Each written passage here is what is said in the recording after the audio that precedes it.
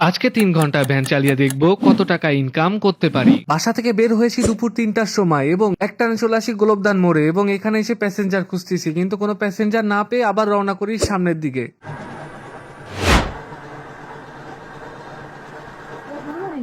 আসেন, একটু সামনে যেতে এখানে আমি 2টি প্যাসেঞ্জার পেয়ে যাই যারা কিনা যাবে ফুলবাড়ি গেট। তো চলো তাদেরকে ফুলবাড়ি গেটে নামিয়ে দেওয়া যাক। তারপরে একটানে আমরা সরাসরি চলে আসি ফুলবাড়ি গেট এবং তাদেরকে এখানে নামিয়ে দেওয়ার পরে তারা আমাদেরকে ভাড়া হিসেবে এখানে দিয়ে দেয় 20 টাকা। টাকাটি পকেটে রেখে তারপরে আবারও রওনা করি সামনের দিকে। এই শামসু, বাড়ি কই?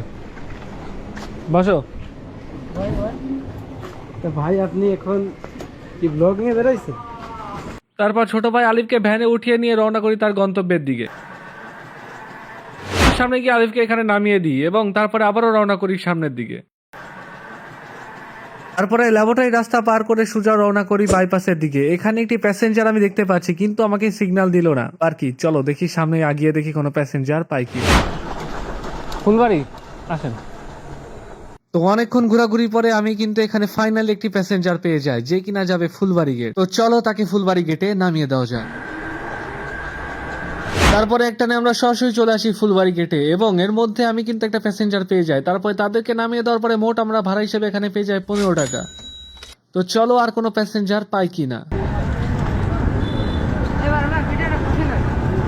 ধরবো মানে জ্ঞান জামাইলো মারামারি আমি কি না কি করি এটা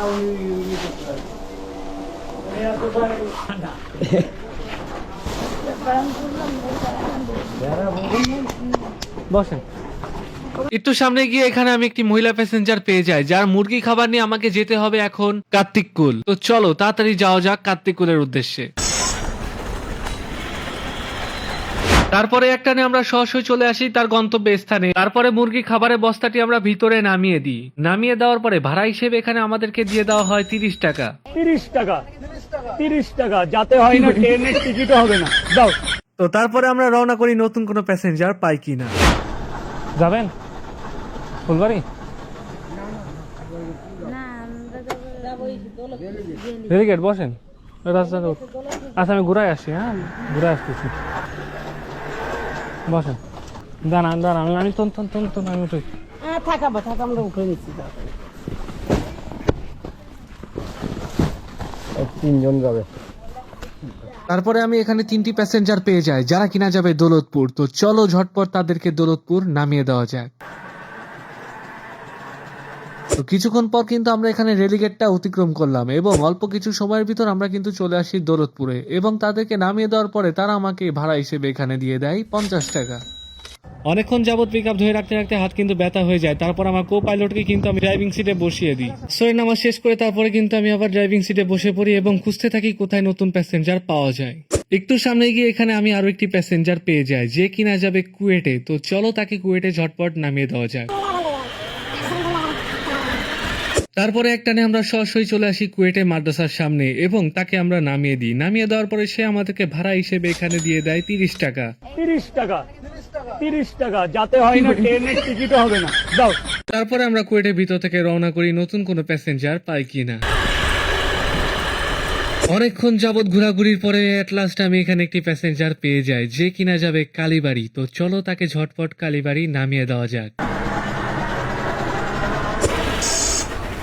তারপরে একটানে আমরা সরাসরি চলে আসি কালীবাড়ি এবং কালীবাড়ি এসে তাকে নামিয়ে দেওয়ার পরে সে আমাদেরকে ভাড়া হিসেবে এখানে দিয়ে দেয় 5 টাকা।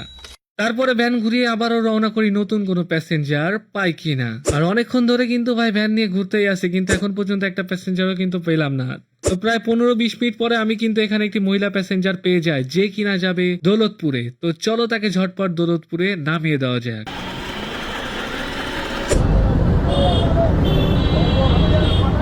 কাকা চলো টানো কাকা, দান তো সাইড করতে দেন, রানিং রাস্তা তো। তো একটানে কিন্তু আমরা চলে আসি দৌলতপুর এবং তাকে নামিয়ে দেওয়ার পরে সে আমাদেরকে ভাড়া হিসেবে এখানে দিয়ে দেয় 10 টাকা। সব থেকে অবাককর বিষয় হলো ভাই আমি প্রায় 10 মিনিটের মতো ভ্যান চালিয়েছি আরংঘাটা থেকে দৌলতপুর আসতে, আর এইখানে আসতে ভাই এত দূরে আসতে মাত্র ভাড়া ছিল মাত্র 5 টাকা। এটা আমি আসলে এই রোডে কখনো চালাইনি, এটা শুনে তাই আমি তো অবাক হয়ে গেছি। তো তারপরে আর কি বাসায় রওনা করি। রওনা করার পথে এখানে দুটি প্যাসেঞ্জার পেয়ে যায়, যাদেরকে আমি দৌলতপুর স্টেশনের সামনে নামিয়ে দিই এবং তারা আমাকে ভাড়া হিসেবে এখানে দিয়ে দেয় 10 টাকা। তো চলো এবার সরাসরি বাসার দিকে যাওয়া যাক এবং তোমাদের কমেন্টগুলি পড়ে ফেলি।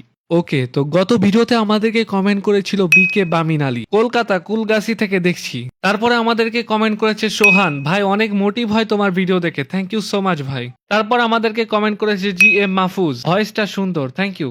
তারপর আমাদেরকে কমেন্ট করেছে স্পর্শ সেরা ভাই, থ্যাংক ইউ স্পর্শ।